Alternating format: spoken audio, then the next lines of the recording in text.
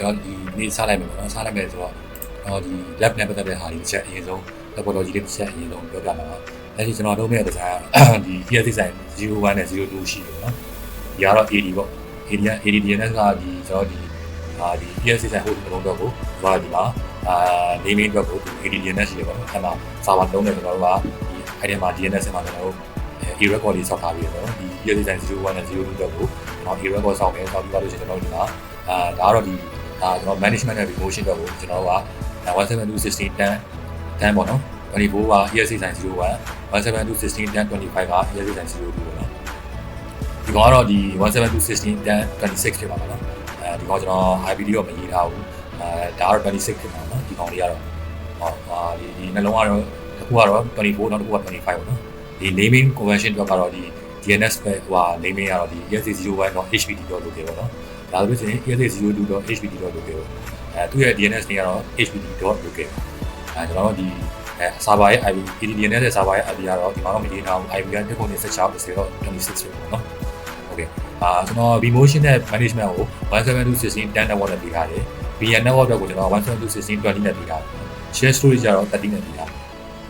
ဟောဒီနောက်ပိုင်းကျရင်ကျွန်တော်ကျွန်တော်ဒီ HC ဘာကြီးကျွန်တော် run မယ်ဆိုလို့ရှိရင်HC run မယ် controller run မယ် DRS အဲ့လိုမျိုးဒီ HC feature တွေနဲ့ပတ်သက်တဲ့ cluster လုပ်မယ်ဆိုလို့ရှိရင်ကျွန်တော်တို့ကဒီသူ့ရဲ့သွားမယ် vMotion traffic တွေ storage vMotion တွေပေါ့နော်အဲ့အတွက်ကိုကျွန်တော်တို့က external share storage တစ်ခုလိုပါတယ်external share storage အတွက်ကို network က1721630ဆိုပြီးကျွန်တော်ပေးထားပါတယ်ဒါကတော့ဒီကျွန်တော်overall topology တွေပါဒါ laptop ပေါ့နော်ကျွန်တော်ဒီ laptop ကိုကျွန်တော်လုပ်နေတဲ့ topology တွေဖြစ်ပါတယ်ကောင်းပြီအဲ့ဒါကျွန်တော်တို့ဒီစလိုက်ကြပါမယ်ဒီကျွန်တော်ပြမယ်ဒီကောင်ကတော့ဒီကျွန်တော်တို့ဒီ AD ပေါ့နော် AD ရဲ့ကျွန်တော်ဝင်မယ်ဆိုတော့ AD ရဲ့ IP ကတော့ဒီ AD ရဲ့ IP ကတော့17216.26ပေါ့နော်အဲ့ဒီကိုတန်းဝင်လိုက်တယ်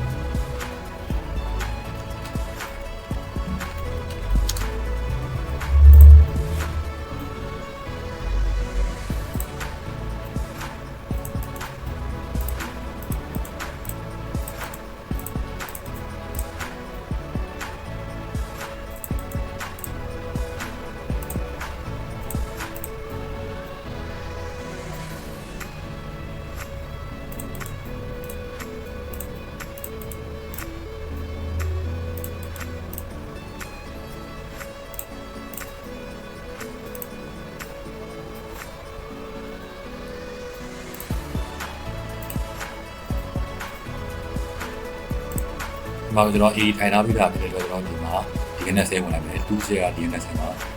ကြည့်လိုက်မယ်နော် DNS မှာကျွန်တော်ဒီဒါလိုတော့ HPD တော့လုပ်ခဲ့ဆိုတော့ DNS နေနဲ့အောက်မှာတော့ဒီ record ပေါ့နော်1721610 1024 and 25ရဲ့ ESC01 တို့တော့ထည့်ပေးထားပါတယ်ထည့်ပေးထားတာဖြစ်တဲ့အတွက်ကျွန်တော်တို့သူ့ရဲ့ဟိုကြည့်မယ်ဆိုရင်ဒါဆို1721610 24ပေါ့နော်ဒါတော့ ESC01ဒါတော့ ESC ဆိုင် CO2 ပဲအဲ့တော့ဒီ name နဲ့ဝင်မယ်ဆိုလို့ရှိရင်လည်း resource ဖြစ်တယ်ပေါ့အရင်ဆုံးကျွန်တော်တို့ဒီ AD နဲ့ network မရကျွန်တော်အရင်ဆုံး page နဲ့ပေါ့နော်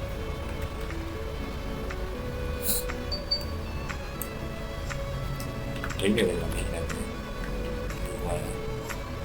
HTTP ဒါဆိုလို့ရှိရင်ဒါ ESC01 01ကိုပြင်လို့ရတယ်နော်နောက်တော့ကတော့ ESC02နေနဲ့ဘာလို့ကျွန်တော်ဒီ DNS မှာအခုတက်ကို record ဆောက်ကြရတယ်တဲ့နေတူ IP နဲ့ကျွန်တော်ပြင်နေရတယ်။ဒါလို့ရင်25 ESC02.8 ပေါ့နော်။နောက် network မိရဲ့ name နဲ့ password ဖြစ်တယ်ပေါ့နော်။အဲဒါကြောင့်ကျွန်တော် DNS လုပ်တယ်။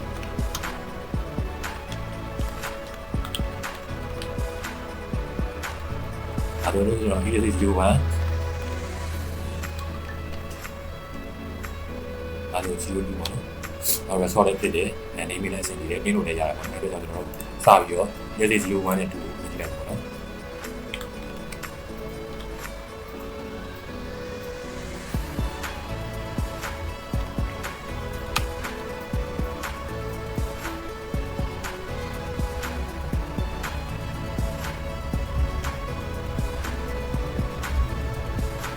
ဒါတော့ဒီ certificate မရှိတဲ့အတွက် certificate 1နေပြရပါဒါပါလေ advanced နေပြီးတော့ continue နေတယ်ဒီမှာကျွန်တော်တို့ခုနကကျွန်တော်ပြီးခဲ့တဲ့ part 1မှာ theory ဘိုင်းနဲ့ပြောတော့မှာကျွန်တော်တို့ဒီလုပ်ခဲ့တဲ့ထားခဲ့တဲ့ root ပေါ့နော် root ရဲ့ username management console ES6 management console မှာကျွန်တော်ပေးခဲ့တဲ့ rule ရယ် user name rule ရယ်ကျွန်တော်ပေးခဲ့တဲ့ password ရယ်ဒီမှာရိုက်ထည့်ပြရမှာနော်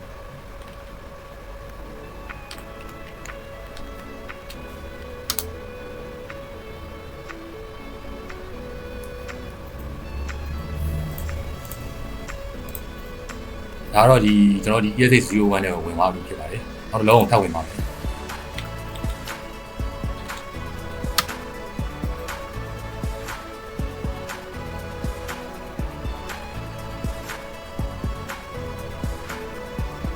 ဒါတော့ ES602 ပါ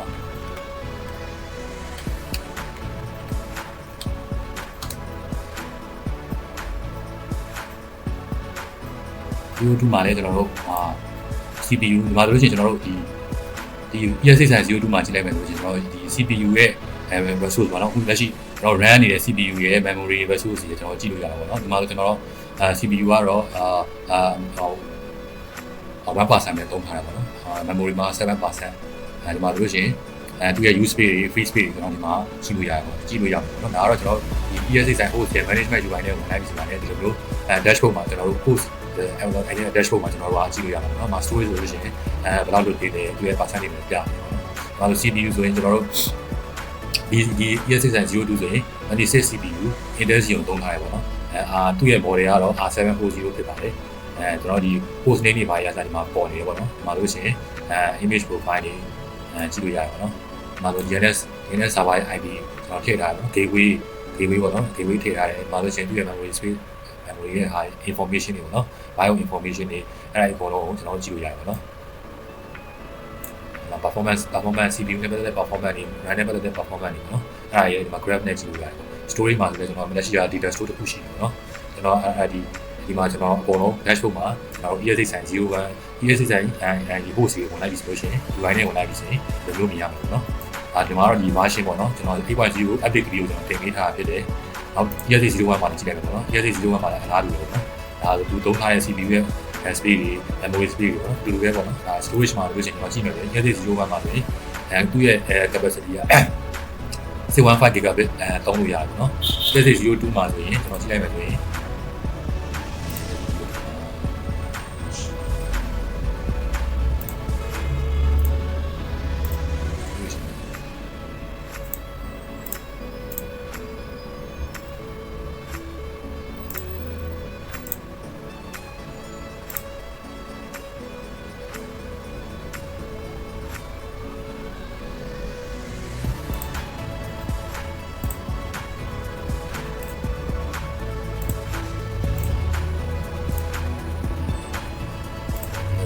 ကြည့်လိုက်မယ်ဆိုရင်987 1K နီးပါးလောက်ရှိတယ်ပေါ့နော်သူရဲ့ပမာဏ capacity ပမာဏ197လောက်ရှိတယ်တော့ BMFS6 ပေါ့နော်ဒီ ES6 ဆိုင်နေ version 7 6.5ဆိုတော့လည်းသူ BMFS 6ဖြစ်သွားတာပေါ့နော်သူရဲ့ file type ပေါ့နော် file extension ဒီမှာဆိုကျွန်တော်ကြည့်လိုက်မယ်ဆိုလို့ရှိရင်ဒီမှာ manage တွေမှာဒီမှာဆိုဒါ service တွေပေါ့နော်service တွေမှာ DCU ဘိုင်းပေါ့နော်ခုနကကျွန်တော်ပြီးခဲ့တဲ့ TV မှာပြောခဲ့လို့ DC ဘိုင်းကျွန်တော်တို့ဒီ console ပေါ့နော် console access တွေrun တာဖြစ်တယ်။ခေါင်းတွေကိုပိတ်မယ်ဆိုလည်းstop လုပ်လို့ရတယ်ပေါ့နော်။ဒီမှာလို့ GPU manager ရှိမယ်နောက်ပြီးတော့ package တွေ list တွေကြည့်လို့ရမှာပေါ့နော်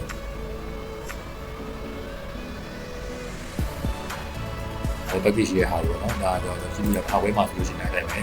ကျွန်တော် hardware နဲ့ပတ်သက်တဲ့ကိစ္စတွေနောက် license မှာလို့ license နဲ့ပတ်သက်မှာတော့ကျွန်တော် Enterprise Plus license ကိုကျွန်တော်ထည့်ပေးထားဖြစ်တယ်။နောက်ပိုင်းကျွန်တော်ဒီ ES601 မှာကျွန်တော် license ထည့်ပုံတင်နေတယ်ကျွန်တော်တစ်ချက်တော့ပြပြပါမယ်။ထည့်ရတယ်ဆိုတော့ဒီမှာလို့ရှိရင်ကျွန်တော်တို့ networking မှာကြည့်လိုက်မယ်ဆိုရင်ဒီ virtual ဆိုတော့ကျွန်တော်တို့ဒီ ES6 ဆိုင်တွေကိုစပြီး install လုပ်ပြီဆိုတာနဲ့ကျွန်တော်ကV60 ဆိုတော့ဒါစပြီးတော့ဒီ default အနေနဲ့သူကခါရဲ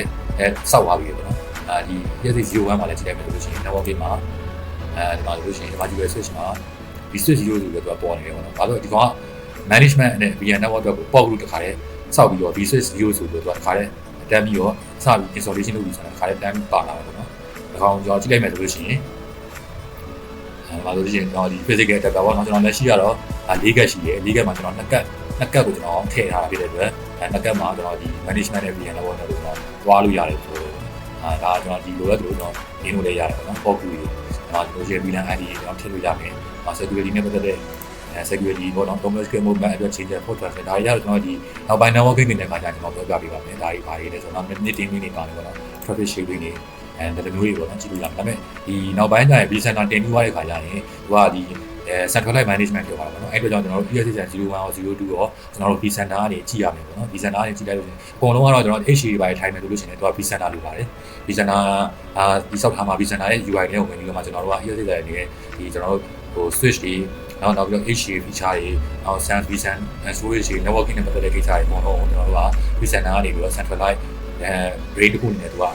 control and manage လုပ်တယ်ပေါ့နော် visa ကနေပြီးရှိတော့ကျွန်တော် ESC ဆိုင်တင်ထားတာဖြစ်လို့ ESC ဆိုင် UI လေးကိုကျွန်တော်ချက်ပတ်ပြနေဖြစ်ပါတယ်။ဒါမှဆိုကျွန်တော် monitor တစ်ချက်ကြည့်မယ်လို့ရှိရင်ကျွန်တော် monitor မှာ CPU ကြည့်မှာ RAM ရဲ့ဒီထောက်ကြည့်မှာပေါ့နော်။ဒီလိုမျိုးကျွန်တော်ကြည့်လို့ရတယ်။basic ကြည့်လို့ရတယ်။နောက် event တွေကြည့်လို့ရမှာပေါ့။သူ့ရဲ့ log တွေအကုန်လုံးဒီမှာကျွန်တော်ဒီ ESC ဆိုင်မှာဝင်ပြီးတော့ကြည့်လို့ရတယ်ပေါ့နော်။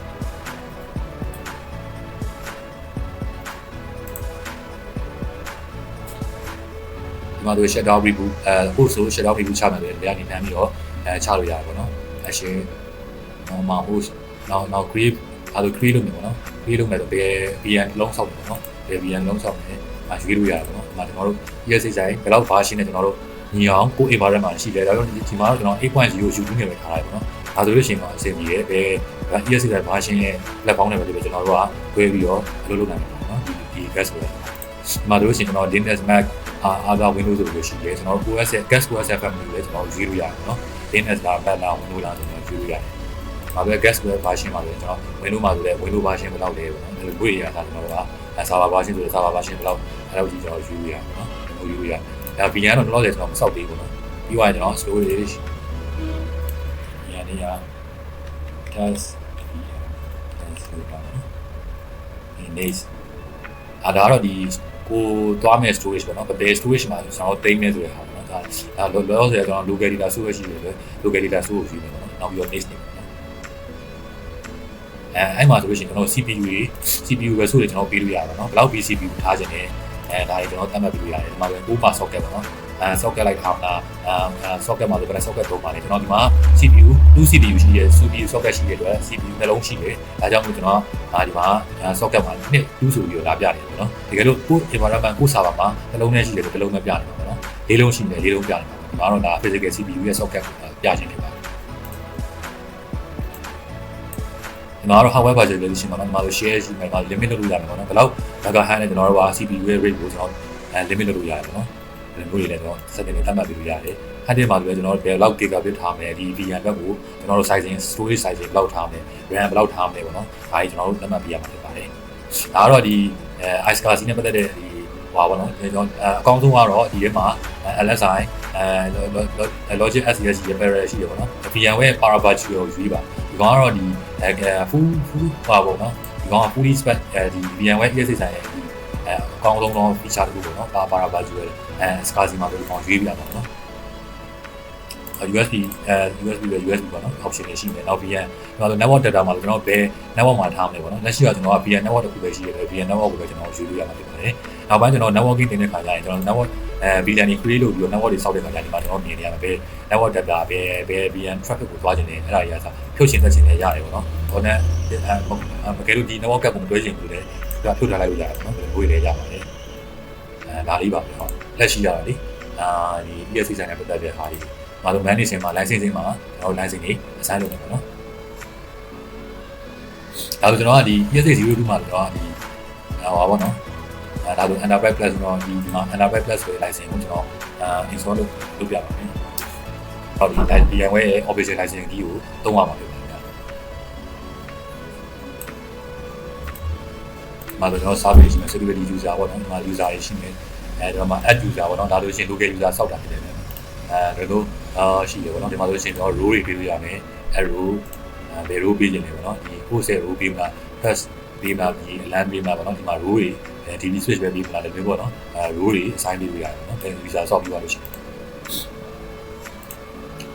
ဒါကတော့ lockdown mode ပါ DCU ရဲ့ lockdown mode ပါ lockdown mode ကိုကျွန်တော်တို့ disable ပေးမှာ enable ပေးမှာပေါ့နော်လက်ရှိကကျွန်တော် disable ပဲယူထားပါတယ် disable ပဲပေးထားပါလားဒီ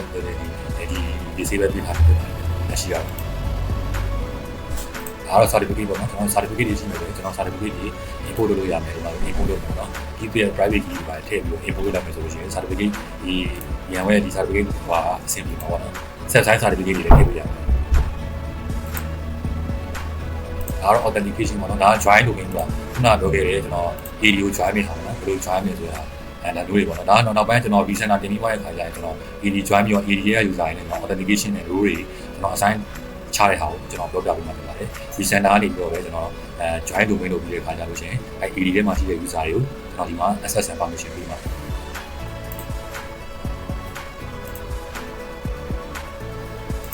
ဒီမှာကျွန်တော်ဒီ